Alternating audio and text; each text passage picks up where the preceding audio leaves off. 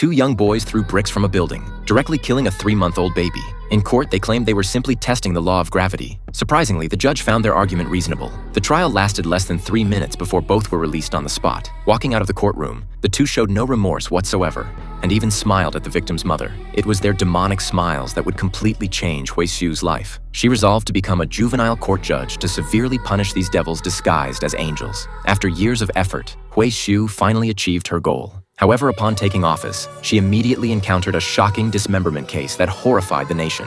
A juvenile had lured an 8-year-old victim home, brutally murdered and dismembered the child, then dumped the body parts on a rooftop terrace. After the crime, the perpetrator voluntarily turned himself in to the police station. Yet when officers questioned him further, his eyes wandered distractedly to another direction. The next day in the solemn courtroom, the juvenile recounted the crime with a frivolous tone, even bursting into laughter mid-testimony. This inhuman behavior left Hui Xiu and court staff incredulous. The 13-year-old had the heart of a demon, knowing that being under 14 meant he wouldn't face imprisonment even for murder. Hui Xiu wouldn't let such an arrogant juvenile offender off easily. During the second trial, when the judge inquired about his motive, the defendant produced a medical diagnosis, claiming the crime resulted from schizophrenia. However, Hui Xiu immediately exposed the lie, explaining that schizophrenia patients cannot maintain focused attention. The premeditated kidnapping, murder, dismemberment, and thorough crime scene cleanup required sustained concentration, impossible for someone with schizophrenia. Hui Xiu continued pointing out inconsistencies to provoke him, questioning why he would dispose of the body if he had planned to surrender from the beginning.